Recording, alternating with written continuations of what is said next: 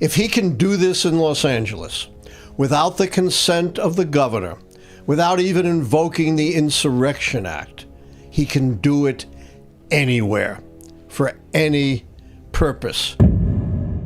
Days of anti-ICE protests happening in Los Angeles, causing huge controversy across the country. Shouldn't be any controversy. Oh, you're just starting off, boom. Shouldn't be any controversy. No. What Trump is doing in Los Angeles goes way beyond Los Angeles. Okay. It is incredibly dangerous for our country and threatens in a direct way the survival of our democracy. And there just hasn't been enough focus on the much broader implications of what's happening in Los Angeles. So I'm assuming you're going to tell us these much broader implications. I am. Okay. First. We're just going right into it. This has nothing to do with law and order. If you think Trump believes in the rule of law, say that fast, guess what I've got to sell you? Oh, come on. Yes, a big bridge in my hometown of Brooklyn. This is a guy who sat watching television for 3 hours, watched the violence, the mayhem that injured 140 police officers, led directly or indirectly to several deaths, threatened after 200 years to disrupt the peaceful transfer of power. He sat for 3 hours and watched it. Did he call the National Guard, Sam? I don't believe so. Did he call the military? No. Did he call for police reinforcements? No. No. Did he tell the crowd to go home during those 3 hours? It took him, like hours. Took him a little over that, exactly. Let the mayhem reign. And he incited the crowd by sending an inflammatory tweet about Mike Pence, the vice president, who wouldn't accede to Trump's demand that he violate the Constitution and the rule of law by unilaterally deciding the election in Trump's favor. How can you believe for a second that Trump believes in the rule of law? That takes even more naivete than to buy my bridge. I also don't buy that he cares about law enforcement officials. Same example, January 6th. He cares about law enforcement officials as long as they're enacting his agenda. Once they're not enacting his agenda, like, for example, January 6th, not only does he not care about them, he will actively free people who assaulted police officers. So this idea that he cares so much about law enforcement is total BS. He only cares about law enforcement, like in this case, if they're enacting his agenda of ICE raids. Yeah, 100% correct. He pardoned 1,500 of those convicted or who pled guilty to the insurrection, the attempted coup, the violence at the Capitol, including those convicted or who had pled guilty of violently assaulting and injuring police officers. You know, these police officers who were opposing his attempt to overthrow the election and impede the peaceful transfer of power, they were expendable. Right. They didn't matter. As you say, it's only police forces who are carrying out his edicts that matter. That's why I don't get why he gets so much support from the military and law enforcement. How can they not see through this BS? Again, that he picks and chooses when he supports military. Because in my mind, if I was in the military and if I was a police officer and I saw a man like Donald Trump who didn't serve and is obviously picking and choosing when to back the military, I would call him a fraud, which he is. Yeah. And it's, you know, he committed a fraud on the whole country. Let's not forget, you know, he got 49.5% of the vote in 2024 when we knew all this. Now, let's probe further Trump's belief in the rule of law. He believes that if you overstayed your visa, okay? Right. In the United States, so you were undocumented, you lived here for 20 years, you committed no crimes, you raised a family, you had a productive job, you paid taxes, you are a criminal who could be sent to some hellhole in El Salvador, right? Right. Compare that to Trump, 35%. 34 felony convictions. Raise your mic. 34 felony convictions. What's more serious than these people he's targeting or Trump himself? Go beyond that. Civilly found to have sexually abused, hurt, and defamed E. Jean Carroll. Civilly found to have committed massive financial fraud in his business dealings. Yet he thinks he's above the law, unaccountable, but these good, solid residents who done nothing wrong other than overstay their visas, who are productive members of society, need to be treated like they're some kind of dangerous members of some kind of murderous gang. Well, let's rewind for a second, because these ICE raids were originally supposed to be against violent criminals, and we've been seeing unfolding across cities across America that they are going into schools, going to Home Depots, going to places of work, even apprehending churches, even apprehending people in court. People are showing up for their court cases. So this idea, obviously nobody wants any sort of violent criminal. Of course not. But we have a system to deal with them. Right, and that's my point, is this is not the right way to do it. What he is doing, even if you, let's say you totally believe that his immigration policy is kosher, which is debatable, but let's say you believe that, he is not going about it in the right way. Or the way he said he would. But again, he's the greatest con man maybe in the history of the world. Certainly even overshadows P.T. Barnum as a con man, the leading con man in the history of the country. I warned against this. Many months ago, I wrote an op-ed based upon my work as an expert witness in the Florida sanctuary cities case, in which I said, based on the Florida experience, they are rounding up almost no serious criminals, that the vast majority of people they round up either have no criminal record whatsoever other than violating the immigration laws, a victimless crime. Trump's crimes are not victimless, are they? There are victims. Or they are guilty of minor traffic violations or other minor misdemeanors. I warned against this months ago, and just today I saw a report. I've talked about this group before. It's a very important group at the University of Syracuse called TRAC, capital T-R-A-C, that tracks detentions and deportations.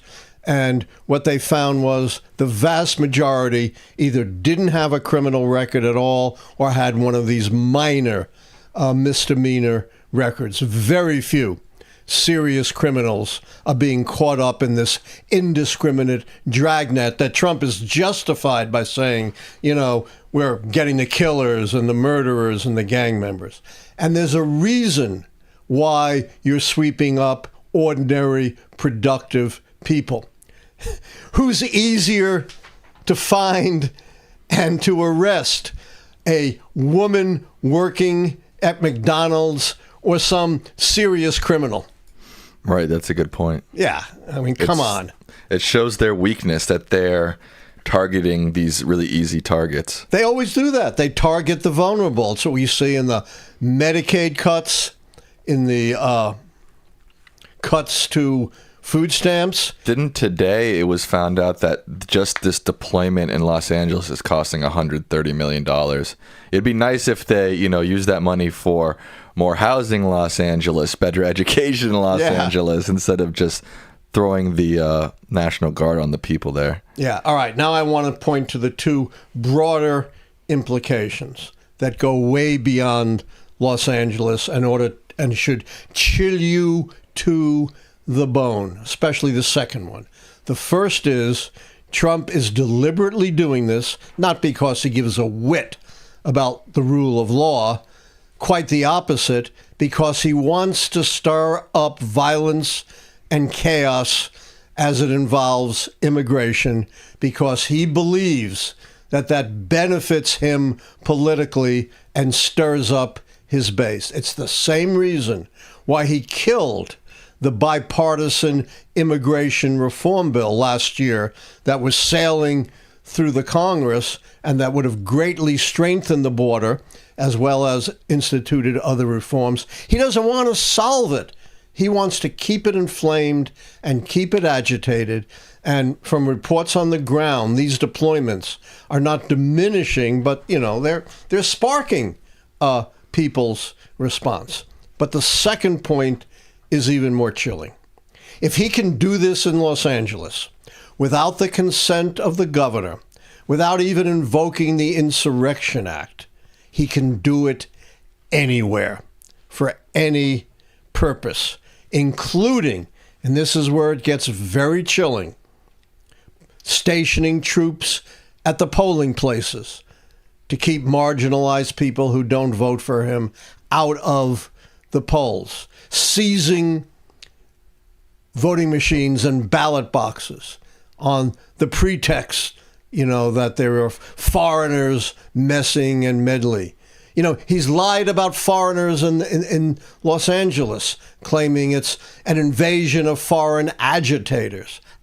Absolutely and totally false. Even claiming that Governor Newsom and Mayor Bass are paying these protesters to agitate. So if he can do this without invoking the Insurrection Act, which he could do in election time, based on a thin tissue of lies, there's really no limits of how he can use the military and the National Guard to destroy our democracy and clamp authoritarian rule on the country. If you think this is just Lichtman dreaming, let me read to you what Pete Hegseth, our Secretary of Defense, about as loyal a supporter of Trump as you can get. This is what he has said. And I've pointed this out, for 2 years.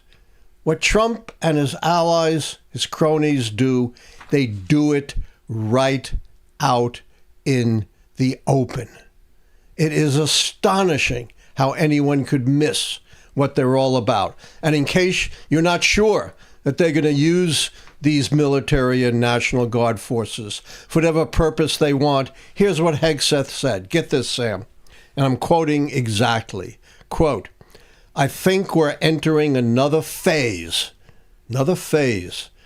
especially under President Trump, with his focus on the homeland, where the National Guard and reserves become a critical component of how we secure that homeland."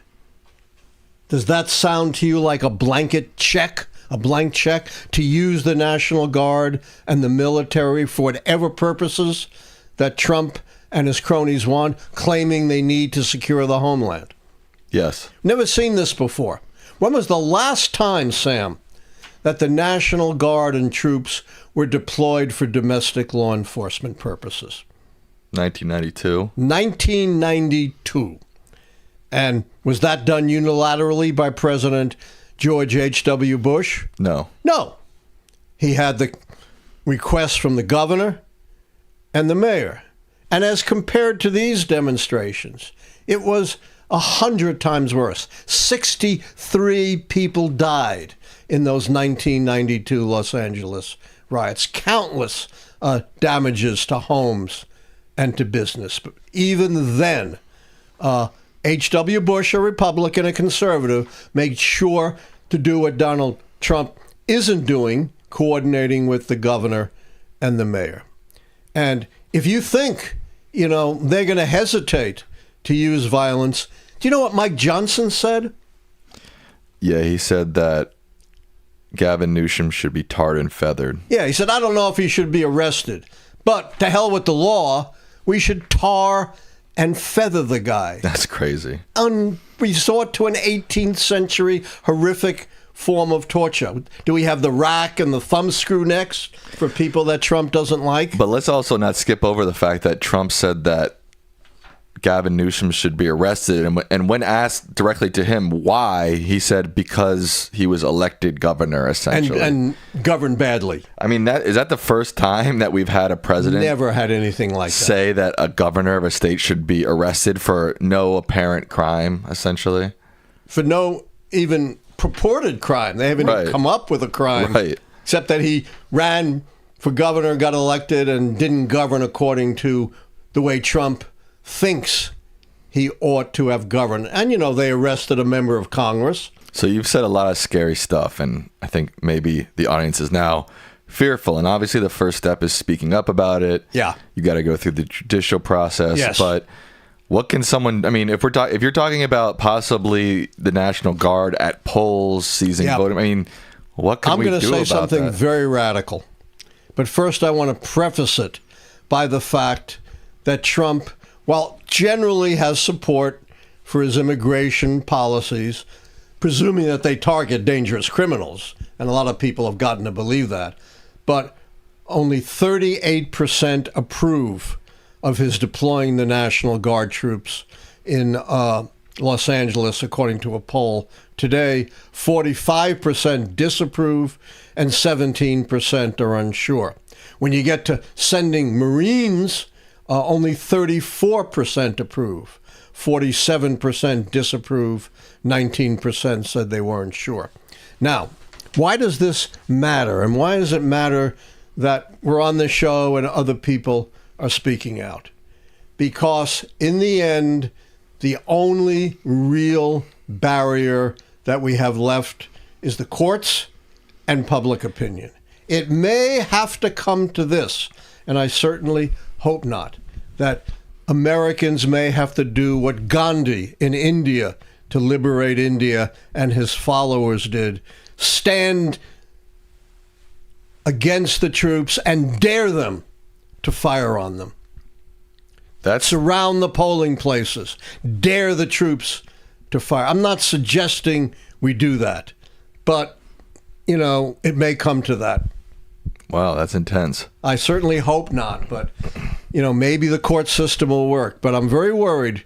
I always hearken back to what James Madison said. Do you remember that, Sam? Say it. That, he's the architect of the Bill of Rights, the Constitution, the balance of powers, and I'm paraphrasing, but it's pretty close. He said, you can design the most perfect government. You can balance and separate the powers to try to guard against tyranny. But in the end, what really keeps democracy alive is virtue. If people abandon virtue, then no structure of government is going to keep us free. The thing specifically about LA, too, is that the Mexican and American culture in Southern California is so intertwined. Trump just trying to pull that apart, just the very nature of that is going to piss off the entire region, right? It's not like undocumented immigrants live in these enclaves with big signs, undocumented immigrants live here. As you point out, they are integrated into the community, integrated into the culture. They are a critical component of the agricultural industry, the construction industry, the hospitality industry, the personal service industry. Their kids are U.S. citizens. They're married to U.S. citizens. They are intertwined in our society. They are the most law-abiding segment of our society, which is another reason why you're not sweeping up dangerous criminals. And they are major contributors. They're paying their taxes and they're getting virtually nothing in return, right? Because they don't get the same benefits U.S. citizens get. Let's not forget that a lot of Trump's anti-immigrant rhetoric is all based on lies. They're not stealing your health care. They're not stealing your jobs. And this is all backed up with really good studies and data. They're not causing the affordability crisis. They're not causing the housing crisis. Yet the right wing in America is telling you that immigrants are the reason for all of your problems. And they are the most law-abiding segment of our society, committing crimes, including violent crimes, at a fraction of native-born Americans. And there's a good reason for that, right, Sam? They don't want to get caught up in the criminal justice system because they don't want to be deported. That's why they are so law-abiding, and that's why these immigrant sweeps, for the most part, detain or deport people with no criminal records or only minor traffic violations. But I'm talking about more than just crimes. You keep going back to crime. I'm saying, a lot of this modern anti-immigrant rhetoric is based on stuff that's just not true. It's pulled out of the ether of hate and fear. Like I said, the immigrants are stealing all your jobs. All the data says that's not true. The immigrants are causing the housing crisis. All the data says that's not true, right? So I think that's an important thing to remember too, that all of, beyond just they're criminals or they're not Which is criminals, important because Trump is always talking about, they're out to kill you, they're cutthroats. But you make an excellent point that it's not just based on lies about criminality. It's based on much bigger and deeper lies about the role of undocumented immigrants in our society.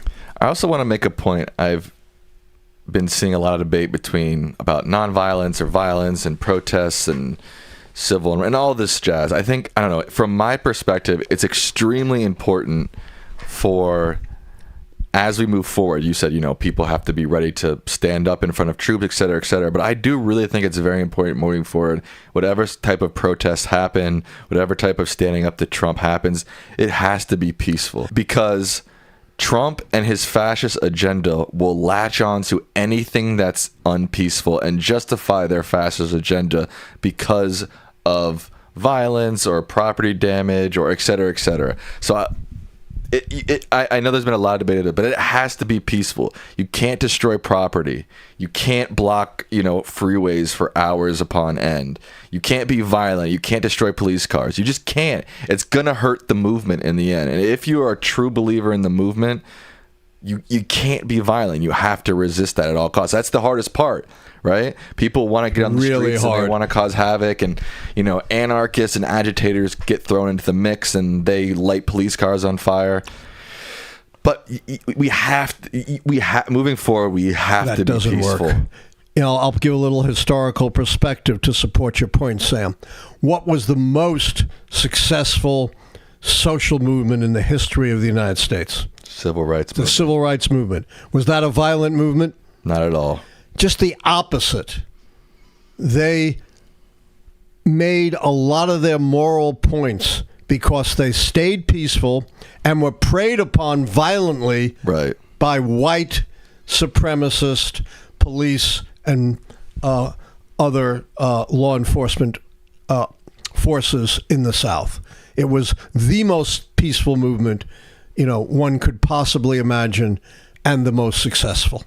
Right. I just fear that a lot of people on the far left, they've gotten this attitude that, resistance involves, destruction of property and shutting down highways and school. It's like, I don't think that's going to work. I don't think that's how you get, one, that's not how you get people on your side. And two, that's just going to give more fodder to Trump, for Trump to implement things like he's doing in Los Angeles. So if you really care about the movement, if you really care about resisting Trump, if you care about whatever your movement is, Palestine, ICE, Trump, you have to be nonviolent. It's not going to work. Again, even if I'm not a big proponent of this idea of, shutting down freeways. I mean, how are you going to get people on your side, average Americans who are trying to get back and forth to work, when you add 4 hours to their commute? It's not. And you lose the moral high ground. Right. That was what was so critical to the civil rights movement. They occupied the moral high ground, whereas their opponents were down in the lower swamps. Right. What is this whole? I've seen a lot of back and forth about what Trump is doing with the National Guard is legal, is it illegal? It seems to me now like the understanding is, technically it's legal, but it just breaks precedent. Do you have anything to add to that? It certainly breaks precedent. The last time that National Guard was deployed without coordination with the governor was way back in 1965, and there was good reason then. They were protecting civil rights marchers. And you know who the governor of Alabama was at the time, Sam? George Wallace. George Wallace, a segregationist. So he wasn't going to agree. So that was a unique, anomalous situation. The last time that happened.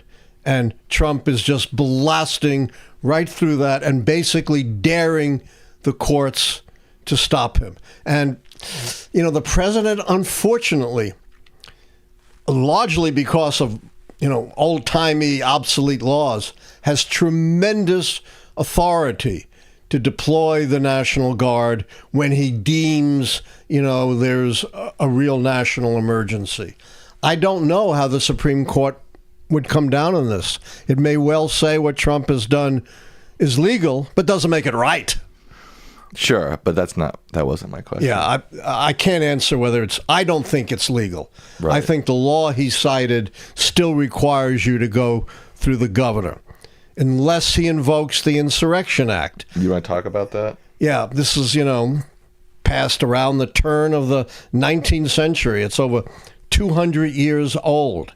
And it arose out of the fact that we had a very fragile republic. First, the Articles of Confederation and then the Constitution, which were threatened by major internal rebellions. Shays' Rebellion during the Confederation period and the Whiskey Rebellion during the early Republic. And the insurrection law was designed to protect the nation from these kinds of serious rebellions designed to overthrow the government, much like what happened on January 6th and nothing like what is happening in Los Angeles.